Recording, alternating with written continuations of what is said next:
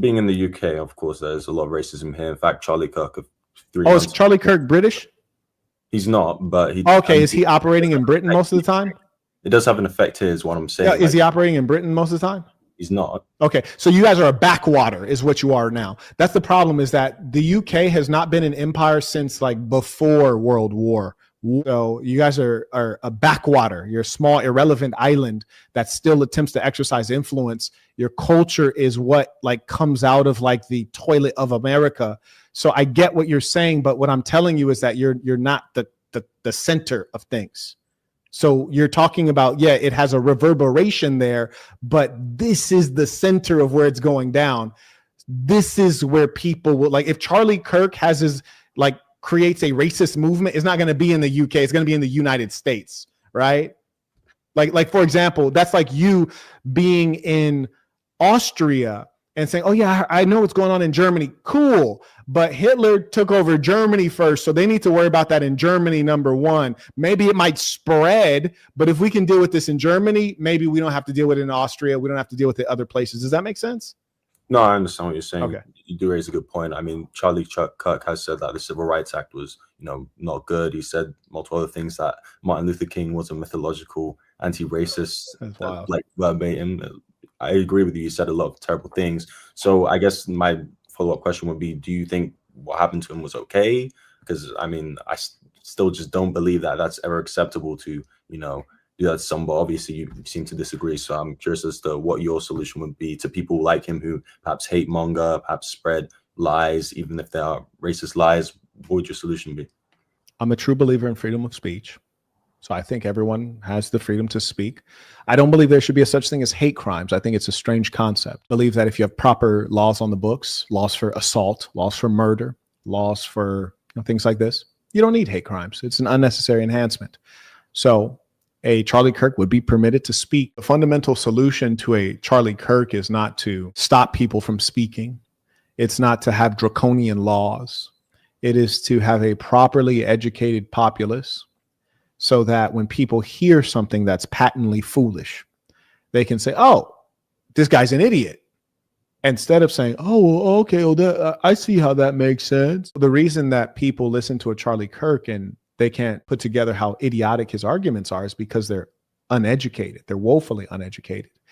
And that's the chief problem. And my driving force is to get to the root causes so that we can have real solutions or real fruit, right? We deal with the root and then it will bear fruit. The problem is that so often we deal with the outcomes as opposed to the true causes. And Charlie Kirk is not good for Black people. He's not good for white people. He's not good for thinking people. And my challenge to a Charlie Kirk, if I was speaking to him right now, is after he finishes telling me how Black women are fat, and they are, after he finishes telling me how Black people are intellectually inferior, after he finishes telling me how Black people are violent, which is an extraordinary claim coming from anyone who's white, after he finished, unless you're from like Albania or something, places that haven't had a significant empire or colonial footprint, after he finishes that, then I'd say, okay, let's take all of those things as true. I have no need to argue against any of it. Let's say Black people are low IQ. Let's say that Black women are fat. What are you doing to fix it? And so you, as a Charlie Kirk acolyte, I'm going to put the question to you. What did Charlie Kirk do to fix the challenges that he describes Black people having? What has he done to fix them? I mean, I don't believe he would personally want to fix them. Obviously, I think he was most definitely racist, but. Okay. So the real challenge is this. You have me, the one who I can see what's going on. So the question isn't what to do with Charlie Kirk. Charlie Kirk's done, clocked out. But the real question is what to do with you, my boy. What to do with you. Because you fence sitters, you overseers. Do you know what an overseer is? As in someone who watches over other people? No, the overseer. What do you mean as in relation to racial? When some of the whites in America enslaved all of the Blacks in America, and they would force them to toil from sun up to sundown under harsh circumstances, there was someone called an overseer who would enforce that everyone was doing as the enslaver told them to do. No breaks, no complaints. Focus on your work, nigga. The overseer, of course, would crack the whip. He would report to the master. He was the one that collaborates with white supremacy. you. And he's an apologist of the system, a defender of the system. He's not a slave master. He ain't up that high. He's not the slave master. He's not even in the slave master's family. He's not benefiting directly, but he speaks on behalf of the slave master. He speaks to validate the system and uphold its existence, to maintain its life, just like you speak to maintaining Charlie Kirk's life. So you would be the overseer. So the question is, for the peoples who would like to live free, the good peoples, what do we do with you? I mean, addressing what you're saying, listen, obviously Charlie Kirk said a lot of bad things, but you got to understand that. No. You're about to say something else. I'm saying, what do we do with you? What do you do with people like me who you believe are overseers? Who not you, we. No, what do we, those who would like to live free and peaceful, what do we do with you? If I said anything that you think, I'm not asking you that. I'm just asking, what do we do with you? What's the context of the question? Like, I just told you. I just said you are the overseer. I explained everything clearly, and I'm saying, what do we do with you? I disagree with the premise of your statement. I don't believe I'm an overseer. I don't believe. I understand you don't believe that you're an overseer. Just like, for example, Muslims, they don't believe that Jesus is God, and Christians don't believe that Jesus is not God. They have different beliefs, and you accept what the other's belief is. So I'm accepting what your beliefs are, but I'm saying, what do we do with you? Like, if you are what I said you are, what do we do with you? Again, I'm going to stick with the same premise that I had coming on, in that debate is always the way. I don't know if you're trying to lead me towards an answer that's more extreme, but I always believe in, if you disagree with someone, you can point it out and make them look, and you can make them look bad, or you can show them that they're wrong, or show the audience that what they're saying is silly or doesn't make sense. Yes. I don't know if your statement is that there should be something more severe that happens to people who you believe are overseers, rather than just pointing that out and demonstrating it to people. What is your name, young man? Ade. Ade. Ade, I want you to know your nature is beautiful. It's soft. It's open. It's caring. It's accepting. It's loving.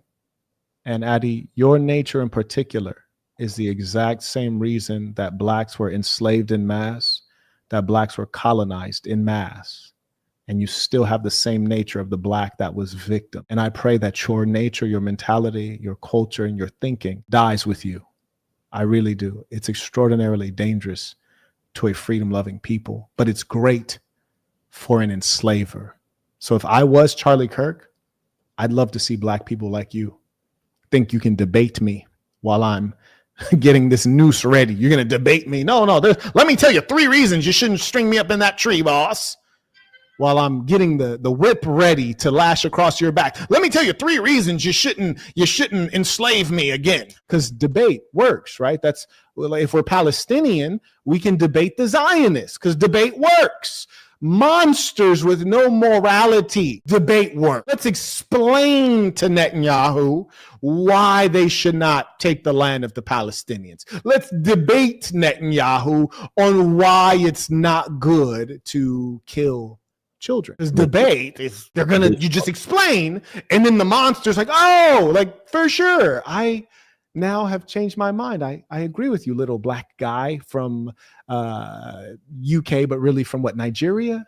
Where you're folks from Nigeria? Where are they from? Ghana? See, living in the UK. But is it Ghana? Where is it? Nigeria. I'm good. Damn, I'm good. I'm really good. Marquette is the greatest. So yes, little black guy who's from UK, but you're really, to me, Charlie Kirk, you're really just Nigerian. So little Nigerian guy, yeah, you've persuaded me, because I look at you as a human. Yeah, I look at you as equal to me, the white guy who's constantly explaining how you're inferior. And because I view you as an equal to me, the one that I call low IQ, I'm going to let you, the low IQ one, explain things to me and persuade me in a debate to treat you like a human, even though I fundamentally don't think that you're a worthwhile human. That makes perfect sense. Perfect sense. Do you not ever sound insane to yourself, or is that just to me you sound insane? Do you ever listen damn, I don't sound realistic? I'm being honest. I genuinely don't think what I'm saying is bad. I think it's genuinely well, let me tell you this. But let me tell you this. People like you, with love, because I don't think you're an evil person. I just think that stupidity is evil. And And as much as that is the case, you are just as dangerous as Charlie Kirk, who is just as dangerous as Adolf Hitler. To be the one who is the enslaver, clearly dangerous. To be the one who is the overseer for the enslaver, ooh, insidious, nasty work.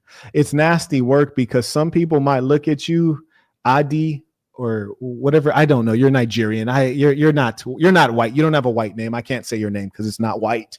It's like Nigerian. So since we're not Nigeria, I'll just pretend as though I can't pronounce it since I'm a white supremacist.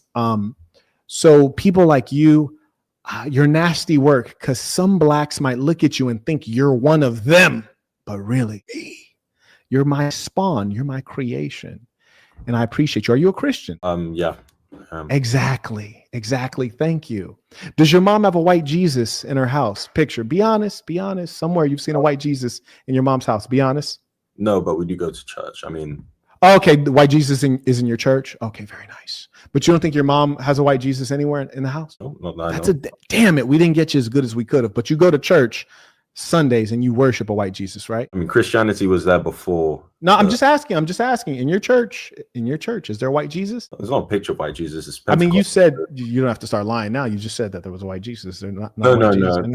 There's no white Jesus. But I know the point you're making is that. I thought we had you all the way.